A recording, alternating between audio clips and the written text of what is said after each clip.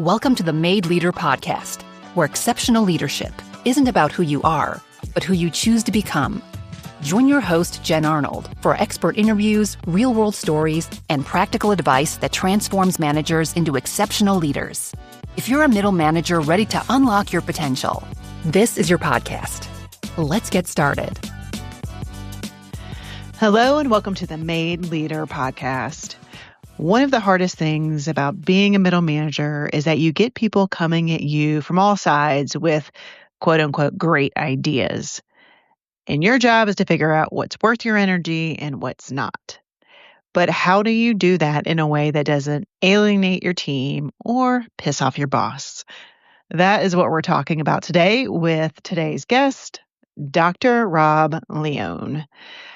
Rob is a dynamic professor of human resource development at Idaho State University and the co-founder of Black River Performance Management, where the motto is, work should fuel the spirit, not drain it. With over 20 years of experience in leadership, organizational development, and performance improvement, Rob is renowned for his innovative people-first approach. In today's episode, we really get into why context matters over content when you're trying to implement a new initiative. Like when your senior leader comes back from a conference and they want to implement an idea, why context matters more than anything. So here's a couple things for you to listen for.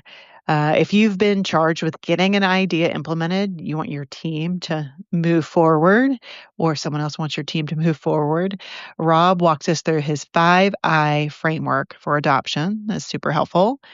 Plus, if your boss has ever dropped a project in your lap and you weren't really sure about how important the idea was, where the priority is in your list of things, other things to do, Rob offers 2 questions you can ask to clarify.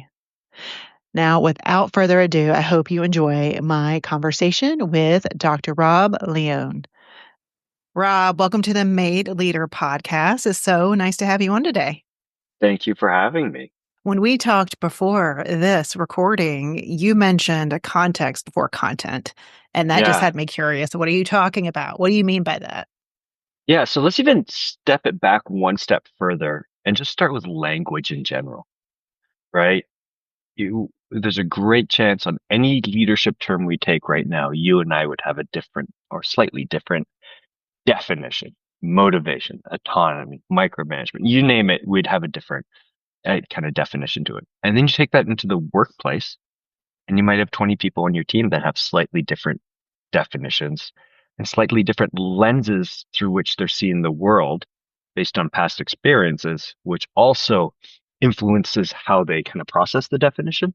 Mm-hmm. And so the context before content concept is right central to that we need to understand where the edges. So I think about it almost in remember bumper bowling or bowling with little kids where they'd pull the bumpers up to keep the ball. I still have little kids and they have bumpers and I'm kind of jealous a lot of times. So yes, bumper bowling. You know what I mean? Gotcha. So context creates what those bumpers are for the conversation, right? So it helps us stay on topic and aligned, right? And so I know this is super abstract right now. So let's break it down and back it up. So one of the examples I use often is going to a conference, right? If you've ever gone to a conference for professional development, or you've been sent to a conference in your job by your employer, and they want you to bring something back, right? They want you to bring back a great idea, or they're like, you need to go to this conference on change management because they're talking about all these techniques and strategies, and we have a disaster right now. We need to make things change. And so we go to those conferences and we come back and we took notes, we listened, we wrote down what that person said they did to make this successful, yet we can't pull it off in our own environment. It's not too different than maybe reading, say, a leadership book or a self-help book where they're, here are the tricks, here are the tips, this is what you need to know. Just do this and this will happen. And the reality is that so many things are context specific. So let's go back to the change concept. The person presenting this change model that's a success in their workplace has different people, different culture, different dynamics, different resourcing structures, right? Um, different quality of culture. So all these things are kind of background to the central concepts, but they all influence how things are going to unfold and work out, right? So if you have an organization with high psychological safety, right, where you have people that are welcome to dissent and discuss freely, they're going to move through a process, especially a change process, much quicker and Hmm. easier and be more resilient for any of those bumps in the process than an organization that has low psychological safety. And the challenge is that people don't often recognize that context is important in these initiatives or conversations. So I think about it from our world, right?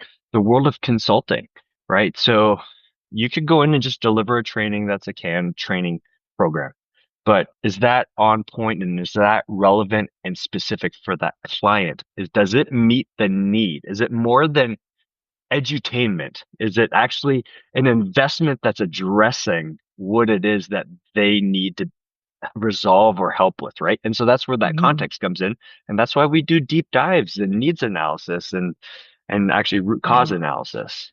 Yeah, I heard this question recently. It was, do you want content delivered, or do you want to see change and impact on behavior? Right, because those are Right. two different situations. And how often do organizations bring us in for a training? Yeah. You deliver content. Well, seems like a waste of money, but okay, we Yeah, can I know, deliver right? content.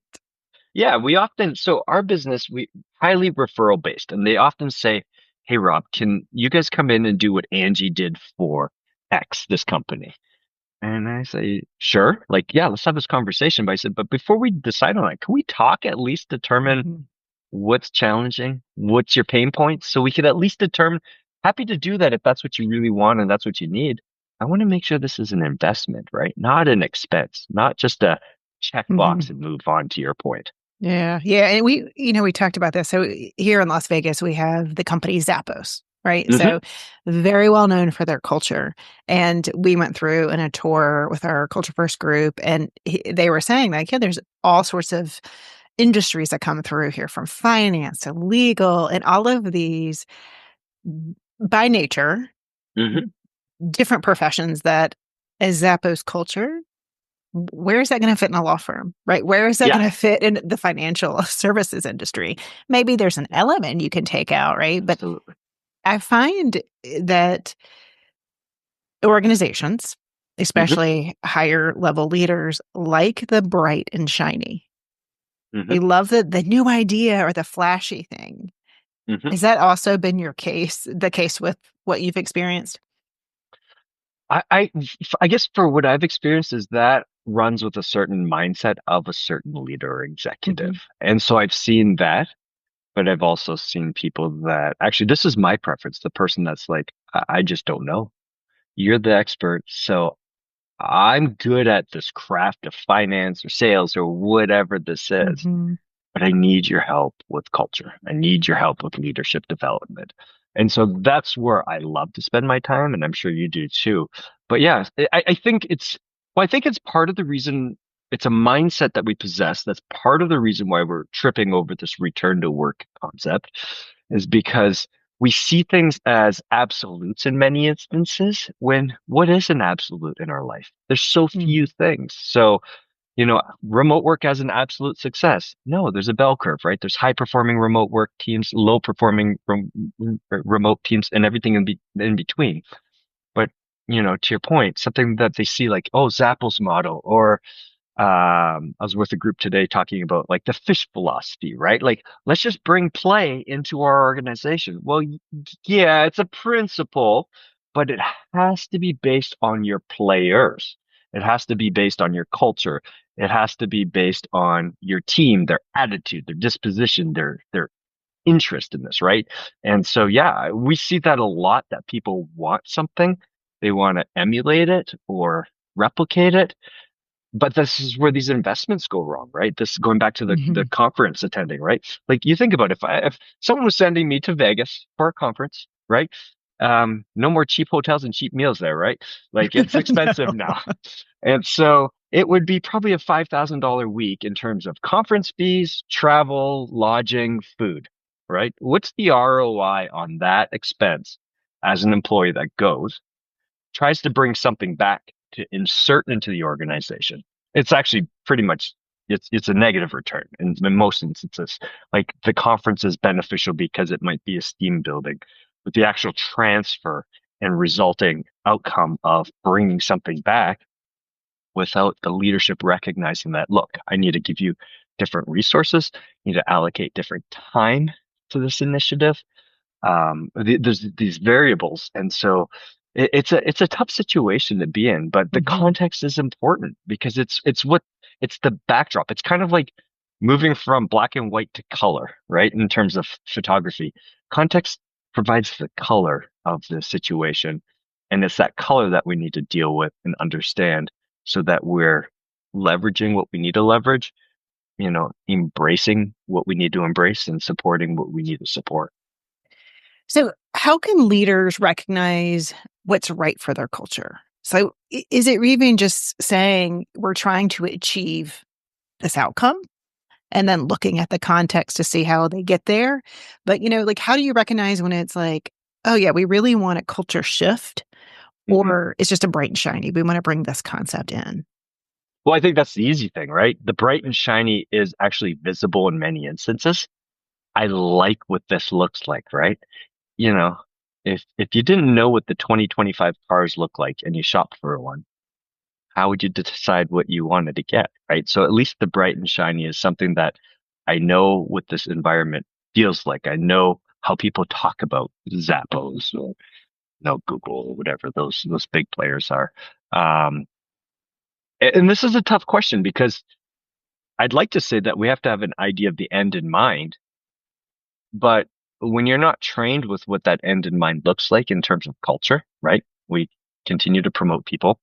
We value their degrees or their education or their line of experience, and that's a requirement for promotion in many cases.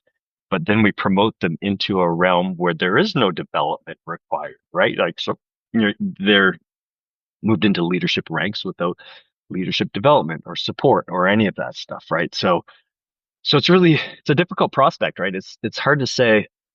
You need to have in mind what you want this to look like when you can't envision it because you don't have the language or the experience to know what it should look like. Well, not look like. So let's just Right. say, I'm Right. going to use an example. So Yeah. we're just going to use the example you brought up of play. We Yeah. want to have more of a playful culture.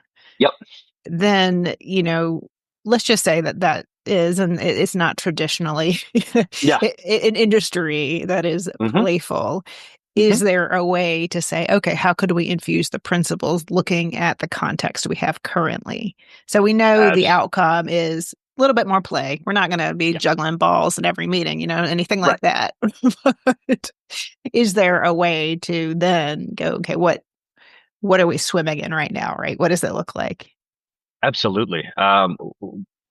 The principles exist, the models or tools exist for many different things. We have to determine how they fit within our organization, how they fit within these cultural walls, right? Who are the people on our team that might want to prioritize this, that might want to share a leadership role and saying, look, let's create a community of play or lightheartedness or levity.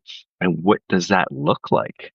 And and and what that's going to look like for one group is going to be very different for another groups, right? So it's kind of like customer service to some extent that when we mandate a customer service model and tell everyone how they have to behave, it doesn't work out that way. It's better designed if it embraces the individual differences of people against the backdrop of the initiative. It's the same thing as with play.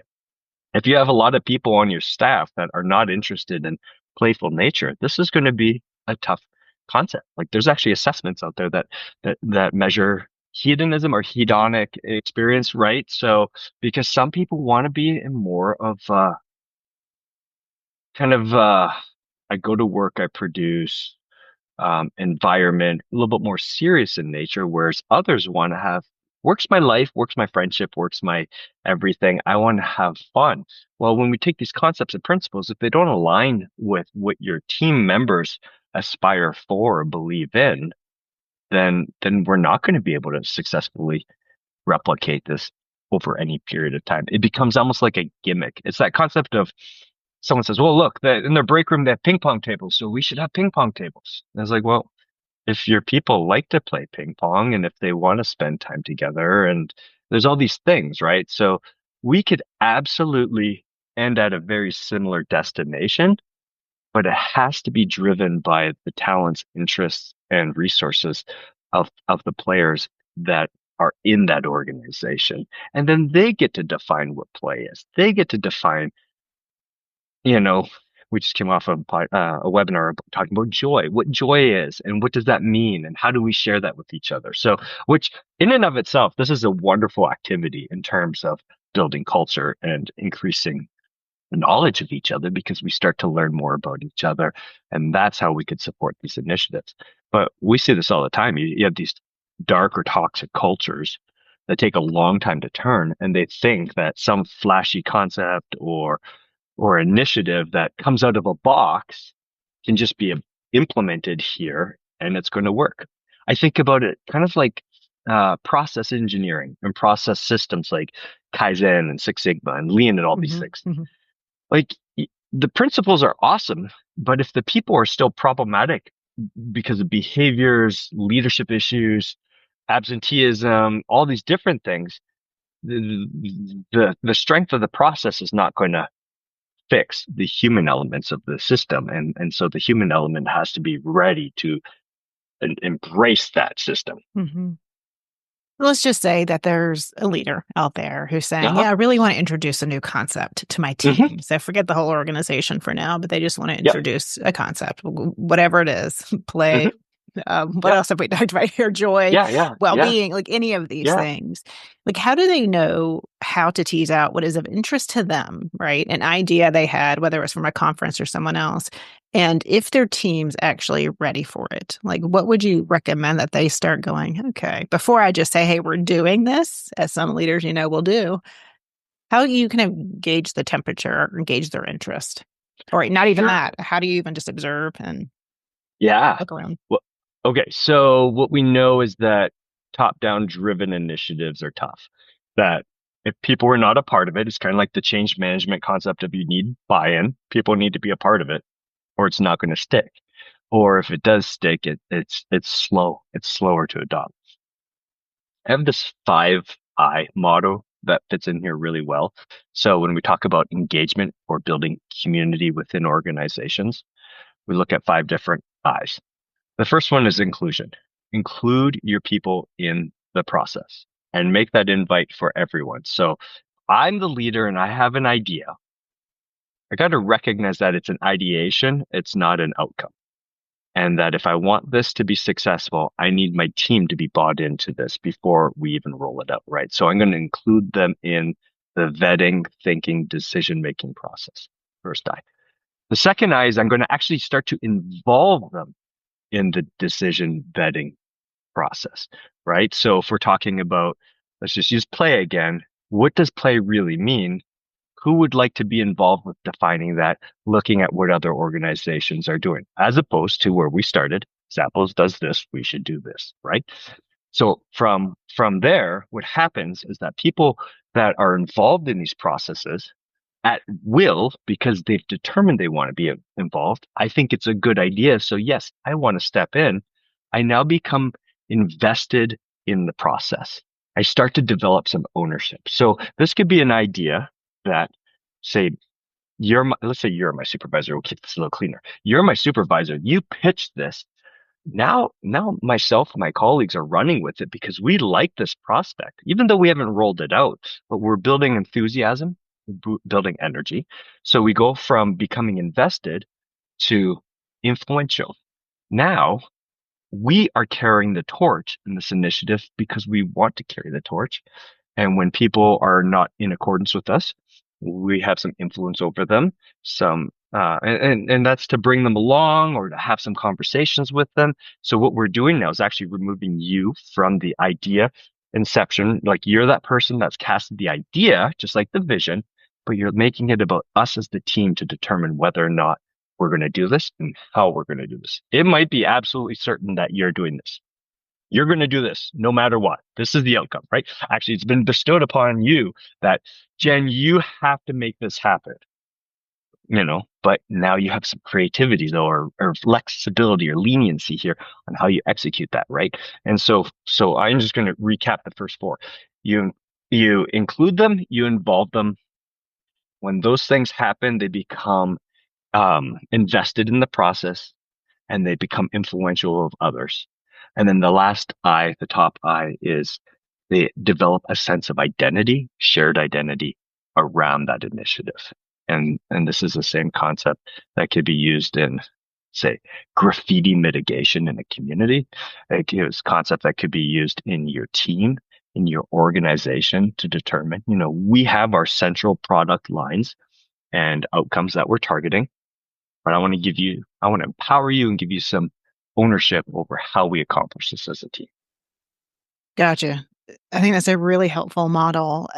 Is there sometimes I'm assuming it would stop dead in its tracks. I come with this great idea. It's just an idea. No one's forcing me to do it, but nobody is really picking it up. Like you Yep, can that involve them, happens. but if you're noticing, I guess. Yeah.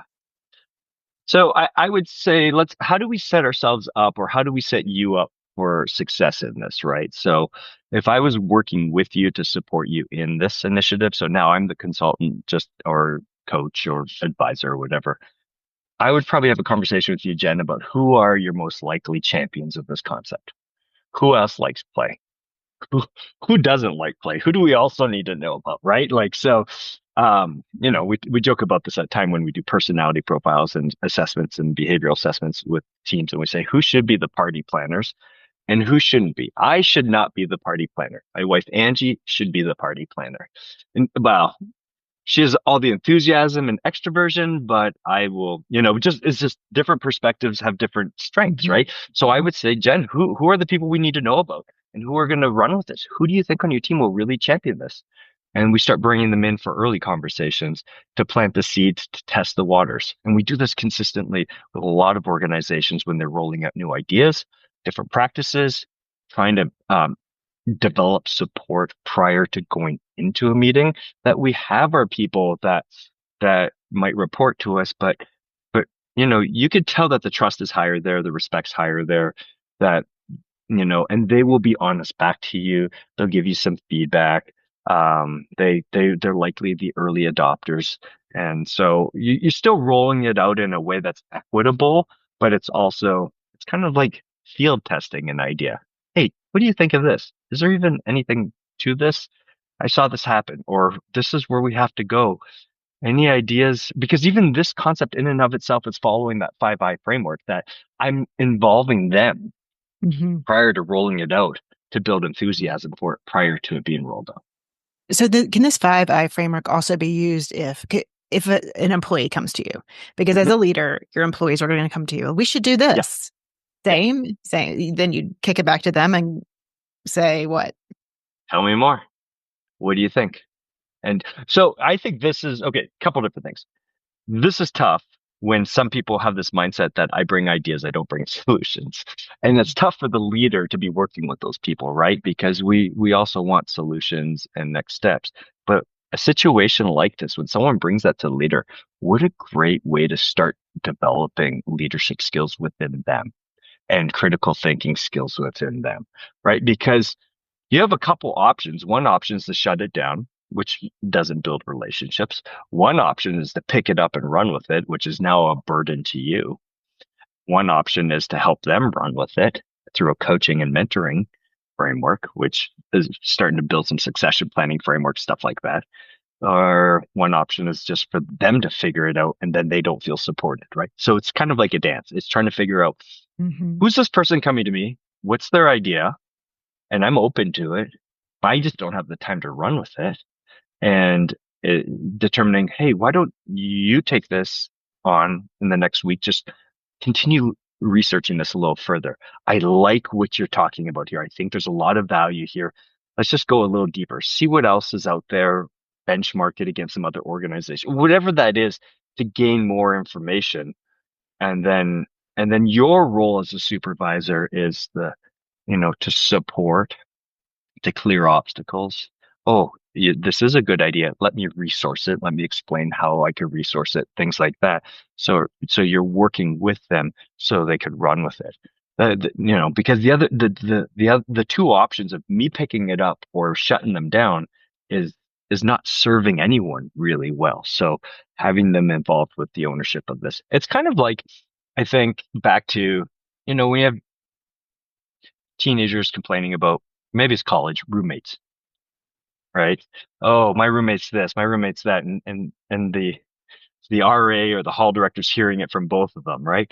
Well, have you ever stopped and had a conversation with them? No, I'm just telling you, right? So it's like, well, we're not going to deal with this until you talk with them, and then we'll take it from there, right? And so at some level, it's a level of support, but it's also a level of accountability on the person Mhm. that don't just keep dropping, don't litter my desk with ideas. Let's do something with this and let me help you with this. Yeah, I like that strategy because that does happen, right? And then you're seen Yeah. as a naysayer if you're like, "Oh, we don't really have the time," or "We're too busy." But if you do push it back to them, coach them Yeah. on following through with that idea, I think that's a great strategy. Now I'm going to ask you from the flip side. So you've Yeah. got Yeah. your people coming to you, but you probably have a boss coming to you with this Uh, bright and shiny idea, this new concept. yeah. They went to a conference, right? Yeah. Or they read a book and they're like, I saw that too. I remember I worked in insurance, right? So Yeah. Seth Godin is amazing. Yeah. Love his work, Yeah. great books. But I remember one of our sponsors was really hot on Seth Godin. I think it was back in the day with the Purple Cow. But Yeah. everyone got a book. I was like, this is the weirdest mashup of, you've got benefit administrators, HR people. And I'm like, it Yeah. could fit, but it's just random. Yeah. And so it happens. Hmm. What do you say if you're a middle manager and your boss is coming to you with an idea and who knows what they expect of it, Right. what you to do with it, but they're like, hey, go look into this. How do you navigate that? Do you take them through the 5I model and come back, or like that's politically sensitive? What would you do? Yeah, it's super tough because, just as our staff is sometimes hesitant to talk back against, to speak up against us with some of our crazy ideas, we're hesitant of that of our supervisors because of the power differential. I think asking a lot of questions is important, remaining curious, letting them talk more and tell me more and what else. Oh, how do you think this would look? And try to get as much, you know what your supervisors like, right? Like, if they're short and to the point or if they're happy to teach and explain. So try to get as much information from them. And then from there, if you have to do it, it's one of those things we have to do it, right? So how do we roll this out? And is this going to be a me thing or is this going to be a team thing, right? And then so one of the things we work with a lot is flattening the hierarchical power difference so that the leader is sitting among their reports as opposed to very structured over. So the power model is power over people. We try to flatten that and share the power and share the leadership.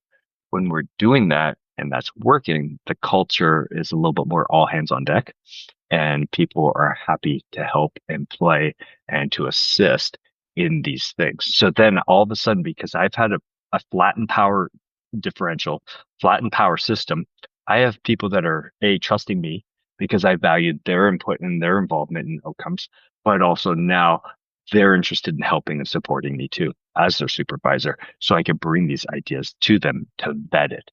Because and sometimes you just have to tell them like this is where we're headed, or it looks like we're going to head this way. Let's figure out how we do this and how we do this well to get out in front of this, or to build out the system for this to be done. Because in many instances, no is not an answer, right? Like it's not an option because that's Mhm. that person's bestowing it upon you to run with it.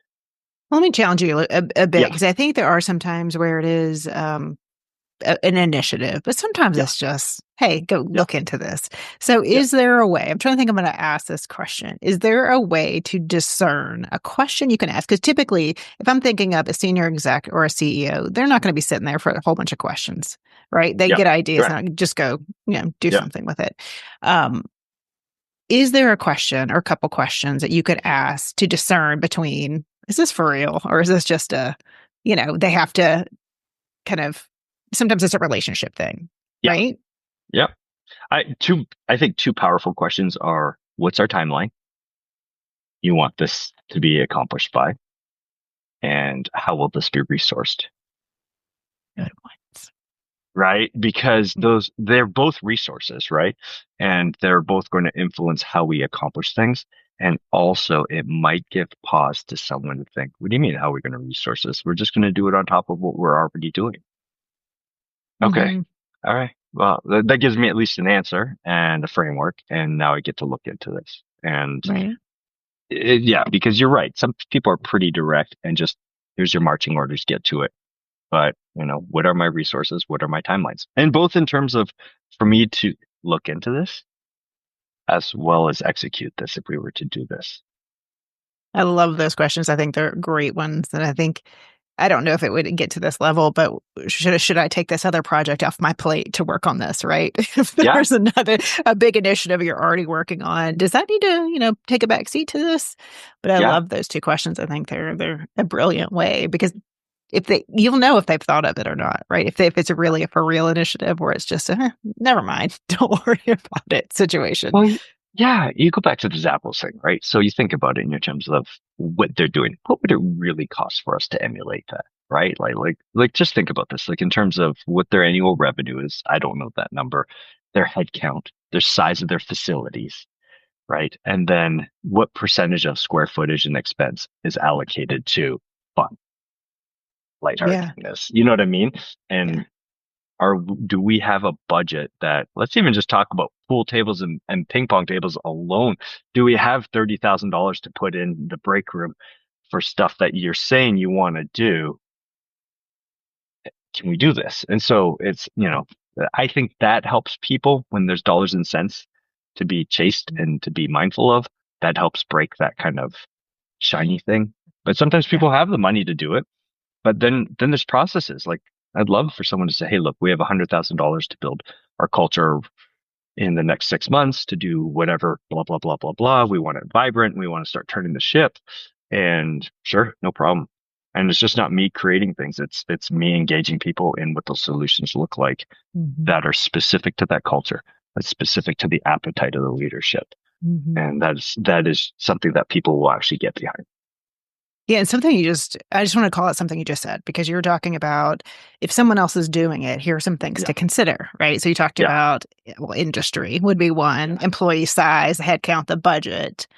Anything else to consider? Because they may be looking at a case study right now and saying, okay, I think seasons, right? So some businesses have different seasons, right? So we know retail right now is rocking and rolling because of the holiday season.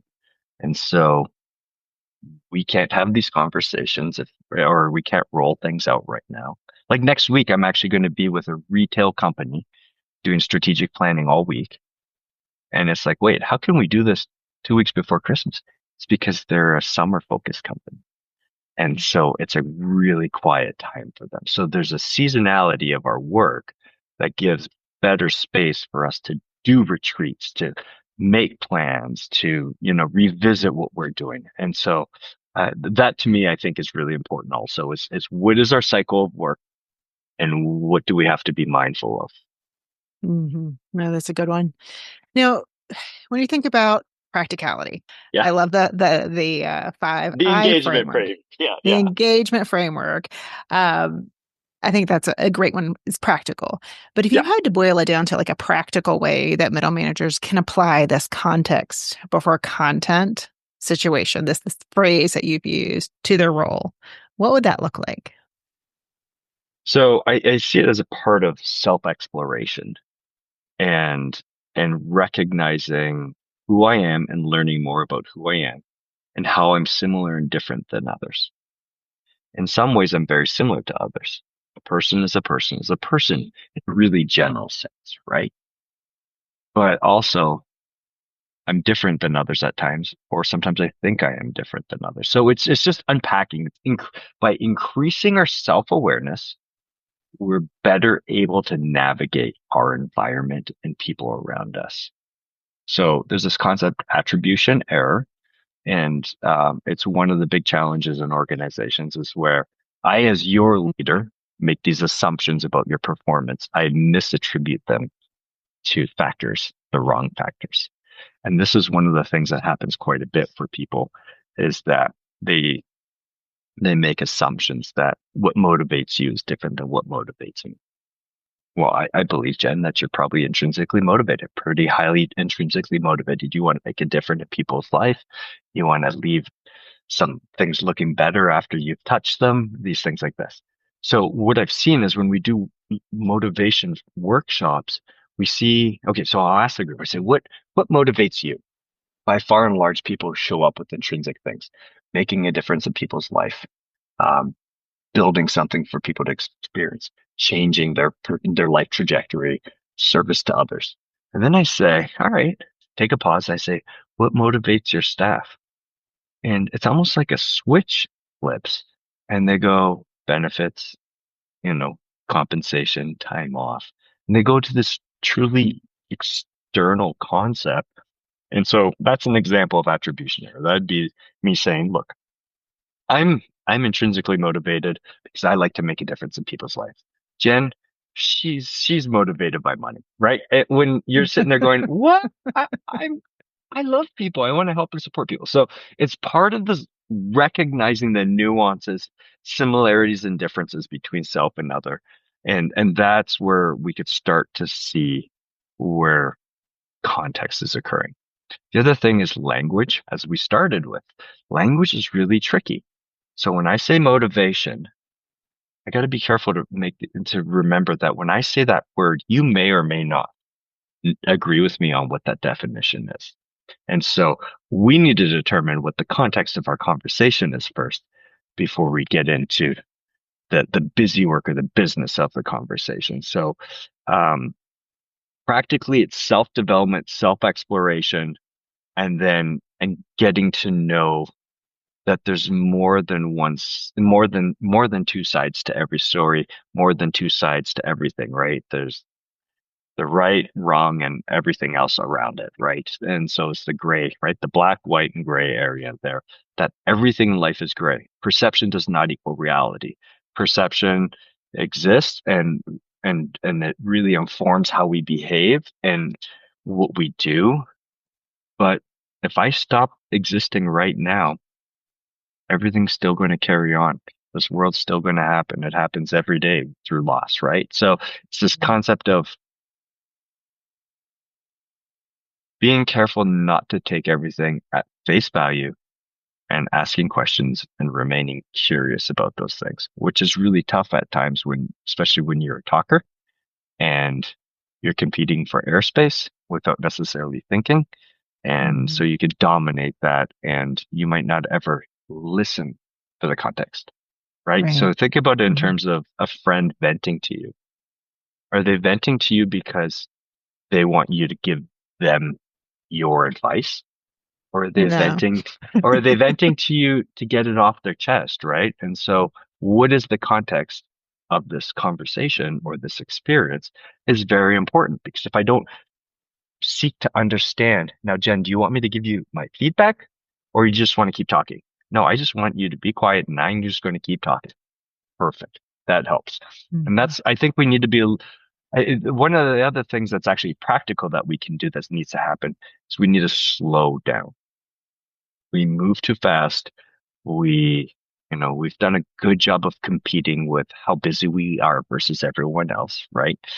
And it just complicates things. Like in order to heal, in order to grow, we need to slow down. It's like why we sleep at night. Our body's healing and recovering, right? Why do we take a retreat? Well, we can't afford to take a week off work and go retreat. We're too busy. Well, then you're probably not going to grow in a very healthy manner because you're not taking time to look at what these factors are and how do we do this. So it's a little bit of that, slowing down to speed up.